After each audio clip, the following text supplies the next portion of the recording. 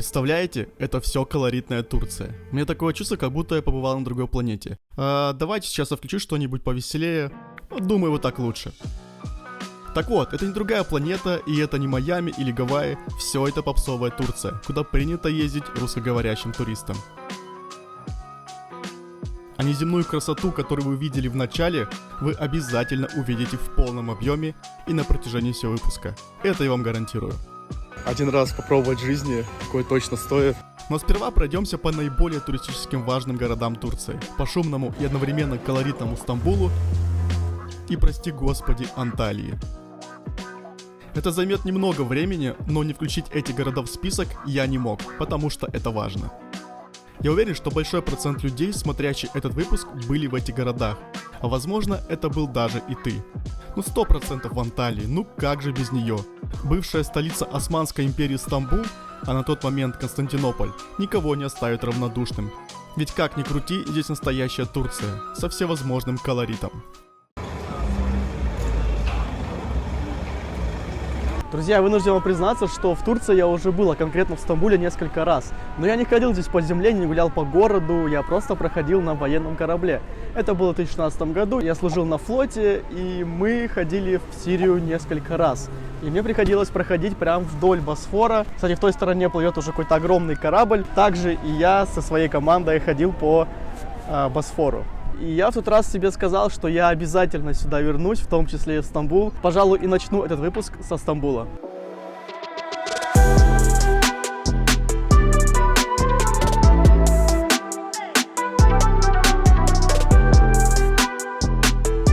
Итак, Стамбул, он же Византий и он же Константинополь. Основан довольно-таки давно, в 659 году до нашей эры. Здесь всегда кипела бурная жизнь. Город постоянно был в центре мирового внимания. В 74 году до нашей эры Византий входил в состав Римской империи. Затем его переименовали в Константинополь. Далее Римская империя распалась, и Константинополь становится столицей Византии. В середине 16 века и были построены эти самые знаменитые дворцы, мечети и прочие достопримечательности, которые жадно фотографируют туристы. На протяжении нескольких веков Константинополь терзали, завоевывали. В общем, нелегкая судьбинушка у города. С 1930 года Константинополь становится Стамбулом. Шумные улицы, тесные города. Ой, строчки с какой-то песни, но по факту так оно и есть. Стамбул очень шумный город, и это сильно угнетает. Представляете, что в Стамбуле проживает 20% населения всей Турции? И город насчитывает 15 миллионов жителей, это только официально. А неофициально это более 20 миллионов. Людей здесь просто невероятное количество. Ну вот примерно вот так.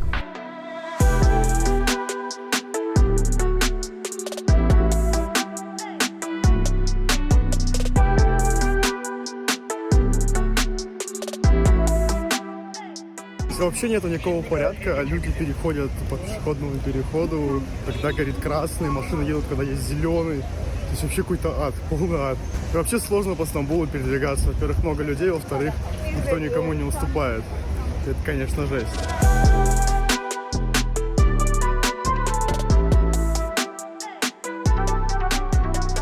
И надо их всех кормить, а еды тут просто полно и на любой вкус. Невозможно пройти мимо. Турки еще и хитрые. Вся еда выставлена на показ. Ой, а эти запахи.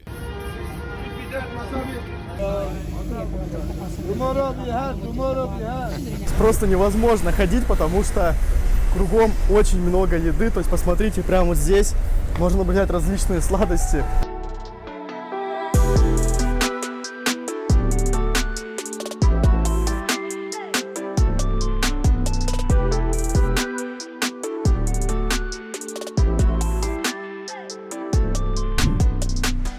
Вот гуляю я по Стамбулу, и он мне сильно напоминает один красивый город, и который находится в России. Я вам скажу так, что Владивосток очень похож на Стамбул, ну либо Стамбул на Владивосток. Смотрите, получается, в той стороне у нас как будто Чуркин, такой район есть в Владивостоке. Кто был в Владивостоке, знает этот район 100%.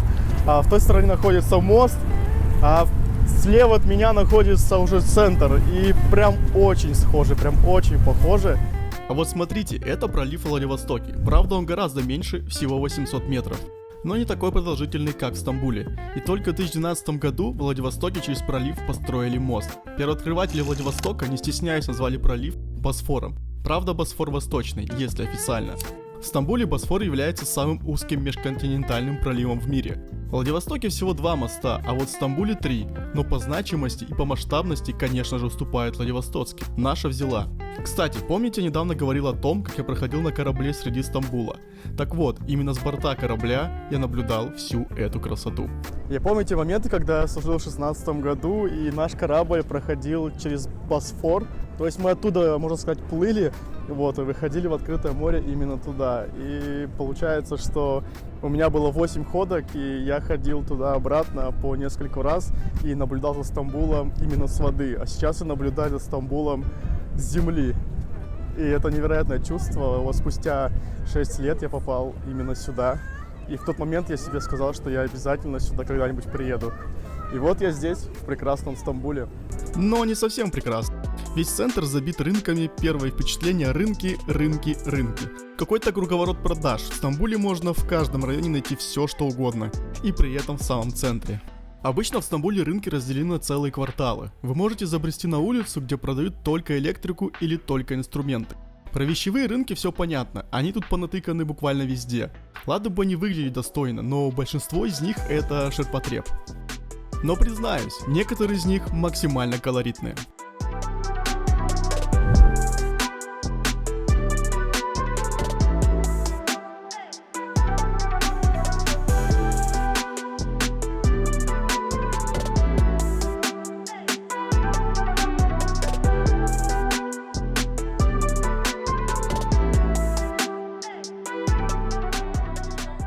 Любая мусульманская страна славится своими фантастическими мечетями, и Турция, а в частности Стамбул, не является исключением.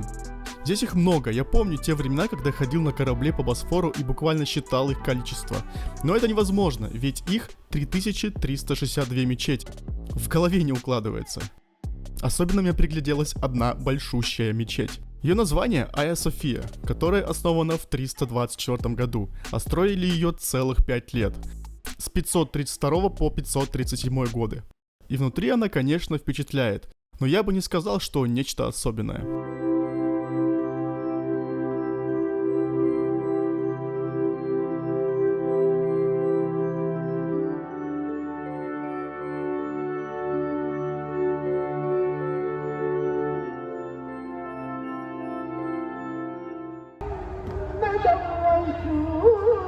Эта маленькая мечеть, она очень громкая. То есть неважно, какая большая мечеть, маленькая мечеть, это просто очень громко.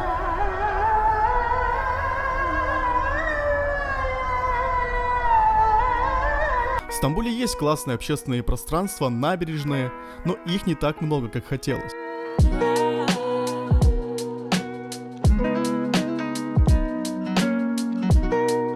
Дорога меня привела к отличной набережной и одновременно к корабельному порту. Кстати, вот и огромный лайнер. Думаю, пассажиры активно будут покупать здесь шмотки и доужинать вкусной едой. В основном тут различные рестораны, магазины, но все это выглядит стильно и как-то по-европейски, что ли. Кстати, порт новый, и его открыли лишь в 2020 году. Находиться здесь одно удовольствие. Здесь также много туристов, но чувствуешь себя комфортно.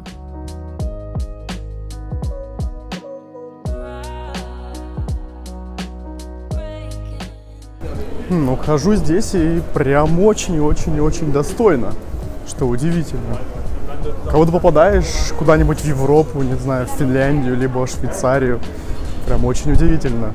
Забыл сказать, что здесь несколько этажей, я нахожусь сейчас на 2-м, и здесь тоже замечательно, кругом зелень, классно все благоустроено, то есть я опять же советую сюда прийти, это обязательно.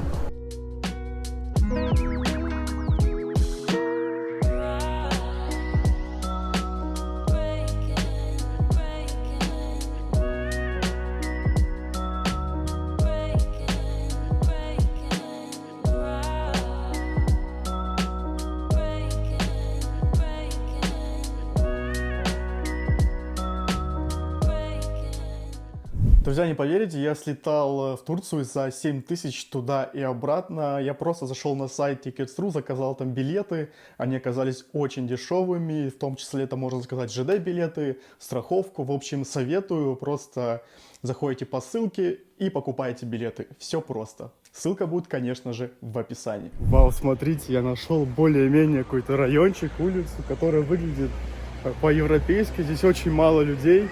Просто посмотрите, здесь себя чувствуешь уютно в основном. Потому что ты ходишь постоянно по Стамбулу, кругом один базар и вообще как-то нет уюта. У тебя почему-то постоянно голова болит. А здесь прям очень приятно находиться. Да, в этом городе тяжело существовать. Вот скажу честно, я долго искал район, который мне понравился в Стамбуле. Потому что я ожидал от мегаполиса большего. Но я все-таки наткнулся на один непопсовый райончик, в котором чувствуется настоящая Турция. Только тихая и умеренная. Можно сказать, это спальный квартал по-турецки. Тут все по стамбульской классике. Котики, коты, котята. И говорят, что если турок убьет кошечку, то он обязан построить мечеть. Вот такая вот история у них.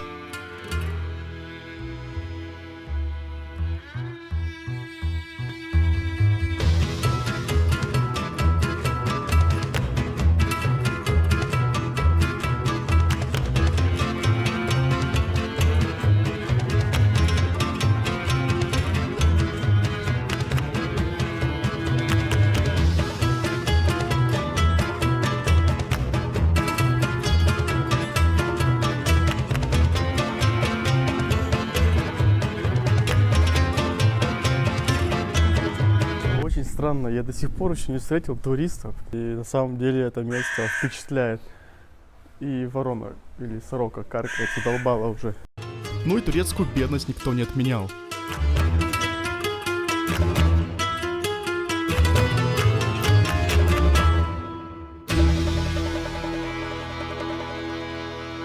Но есть и позитив среди разрухи. Ну вот, другое дело, уже здесь гораздо интереснее. Посмотрите просто на вот эти замечательные красочные домики. Здесь гораздо интереснее, чем в каком-нибудь попсовом месте в центре Стамбула. Очень красиво.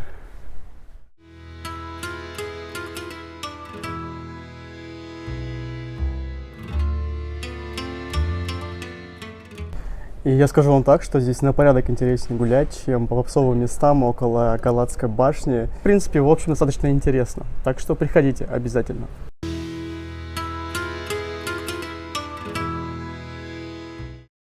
Смотрите, сколько здесь рыбаков. Они буквально стоят в полуметре друг от друга. Их просто невероятное количество. Вот этот весь мост забит абсолютно рыбаками. Только я не могу представить, какого качества эта рыба будет. Вот, мне кажется, очень плохого. А потом, мне кажется, они еще и продают ее в той забегаловке. И после того, как я там перекусил, у меня пошло все не по плану. Друзья, у меня произошло небольшое ЧП, я, видать, где-то отравился в Стамбуле, и поэтому видос будет немного короче, и я не посетил те места, которые запланировал. Но сейчас я покажу вам то место, ради которого стоит ехать в Турцию.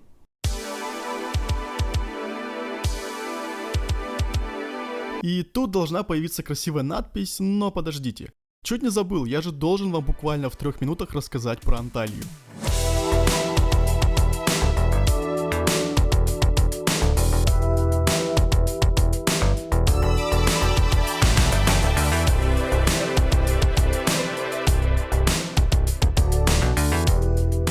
Ну, сочный город, да и с красивыми видами.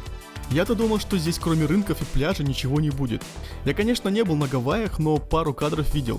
Немного похожи, правда? Поговаривают, что эти самые пальмы были ввезены из Египта. Но какая разница, зато смотрите, как гармонично они вписываются. Ну, любимое дерево, это точно.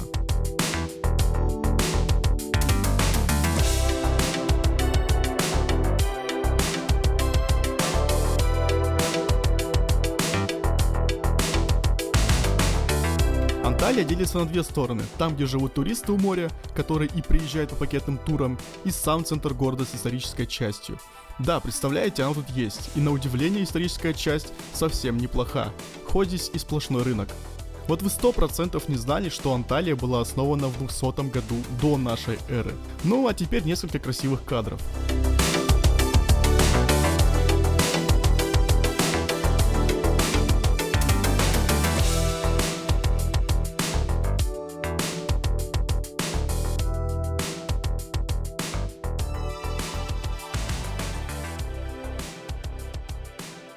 На самом деле я представлял себе ситуацию похуже. В моем представлении было так: нескончаемая масса русскоговорящих туристов, которые переполняют улицы, очереди в кафе, в ресторанах, на пляжах не протолкнуться. Знаете, почему я такой доволен? А потому что только что я искупался в этом море. Скажу вам так, что оно холодновато. На самом деле я думал, оно будет гораздо теплее, как описывают. Вот, но в принципе сейчас ноябрь, дует сильный ветер. Вот, но искупаться таки я смог. Правда, недолго. Но здесь очень красиво.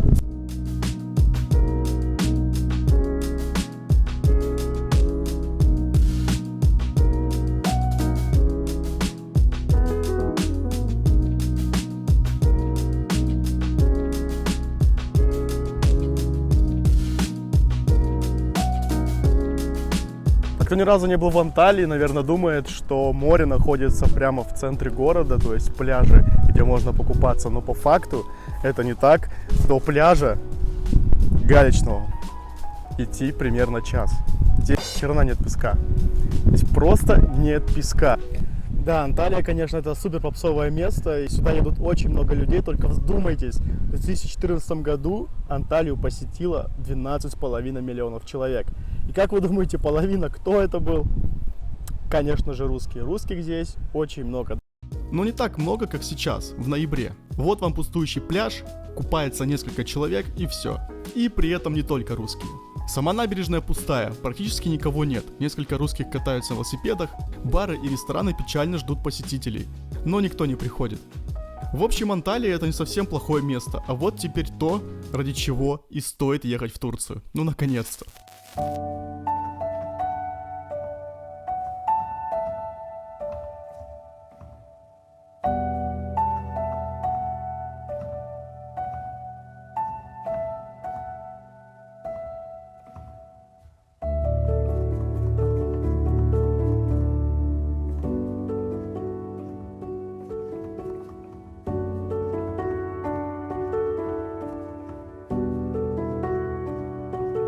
Это какое-то неземное место. Такое я вижу впервые. Думаю, и вы тоже. Попадаешь словно в декорации какого-нибудь фильма. Все это вытянутые треугольники, скалы, не только треугольные. Я думаю, вы понимаете, о чем я. Ну просто завораживает своей необыкновенностью. И буквально отказываешься верить, что здесь живут люди обычной жизнью. Жизнь у них точно необычная, потому что каждое утро они видят настоящее волшебство.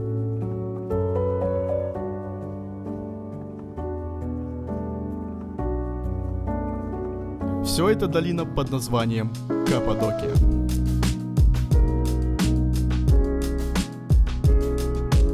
Каппадокия находится в 758 километров от Стамбула и в 573 километров от Анталии. Если вы собирались ехать на автобусе, а не лететь на самолете, то дорога займет от 9 до 12 часов.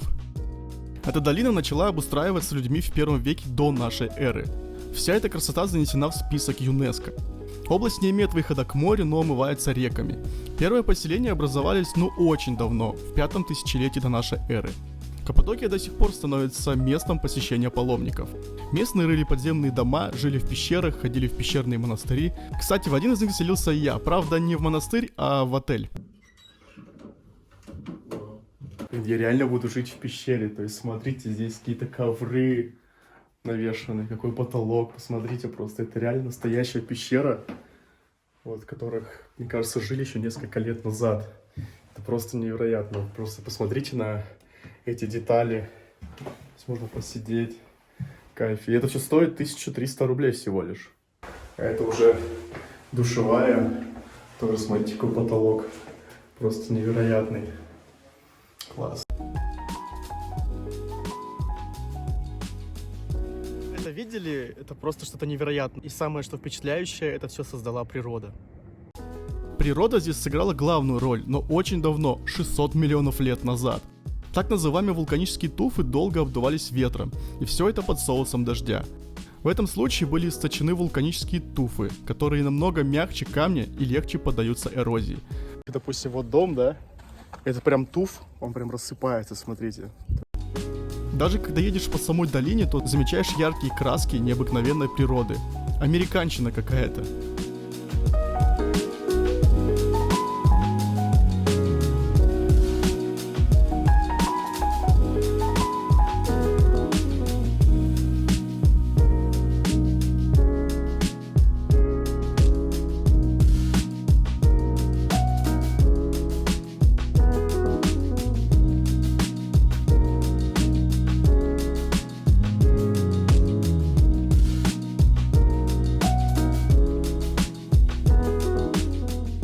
И у меня есть жалоба. Я сюда приехал из Анталии, где было 23 градуса тепла.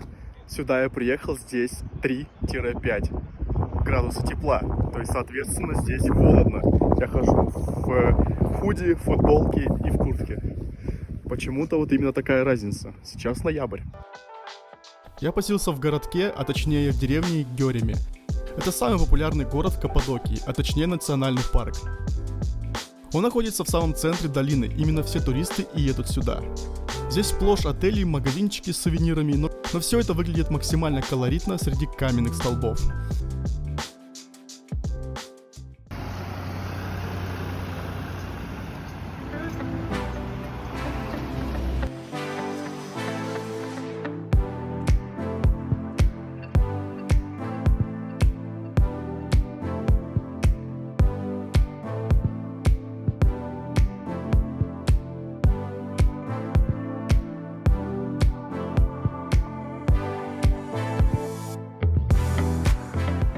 Вся Каппадокия усеяна долинами с различными названиями.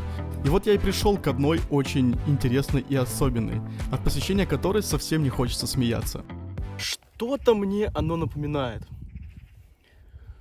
Я думаю, вы догадались, что это напоминает. Вот, это долина Ее называют долина любви номер 2, потому что в Каппадокии есть похожее и немного обширней. А это находится фактически в деревне Гёреме. Даже, кстати, можно пешком дойти. Да и гулять там долго не придется, ведь она всего около 500 метров. Стоп-кадр. Обратите внимание на шляпку. Там можно разглядеть вырубленные окна жилищ.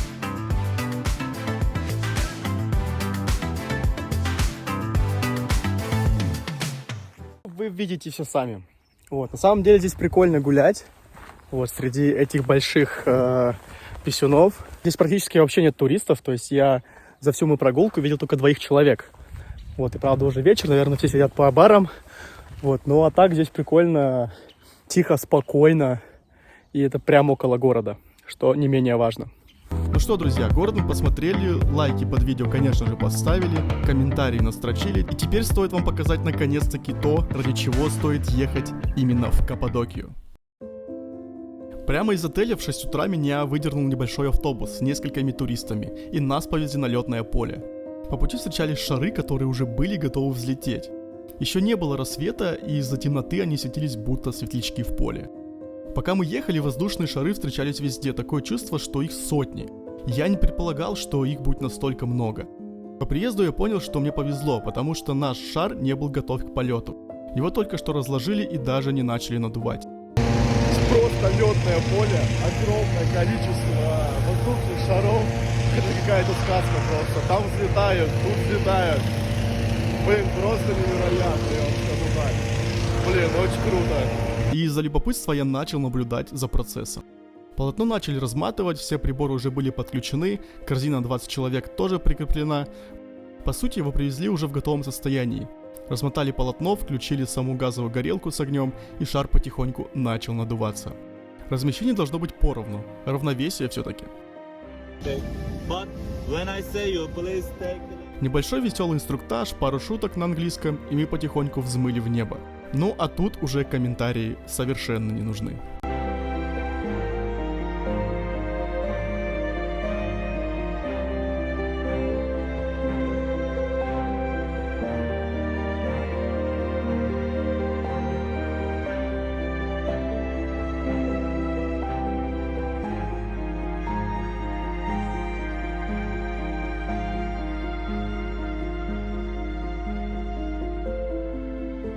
Все достаточно плавно, никаких резких скачков вверх или вниз. Такое чувство, что словно плывешь по небу в штиле.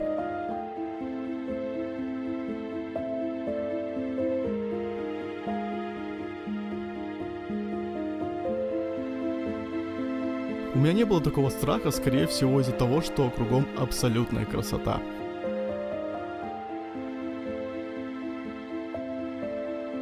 Иногда мы пролетали настолько низко, что можно было дотянуться до веток деревьев. Ну, почти. А вот и лошадки, какая-то небольшая ферма. Пришло время посадки, и на земле нас ждали ребята, которые помогали посадить эту махину прямо в прицеп большого пикапа.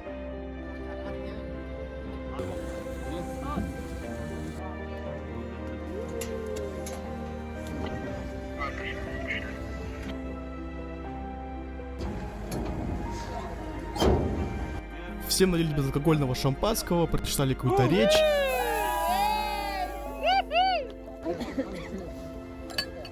И вручили сертификаты.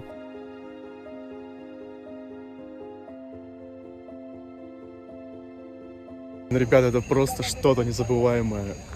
Один раз попробовать в жизни, такое точно стоит. И это прям 100%. Приезжайте в Каппадокию и обязательно прокатитесь на вот таком вот шаре. И не важно, сколько вы денег на это потратите, но я вам скажу так, что это сделать обязательно нужно. Ну что, друзья, хочу смело рекомендовать Турцию, если вы по какой-то причине там еще не были. Обязательно рваните из своих запопсованных городов в Каппадокию и окунитесь в эту красочную сказку.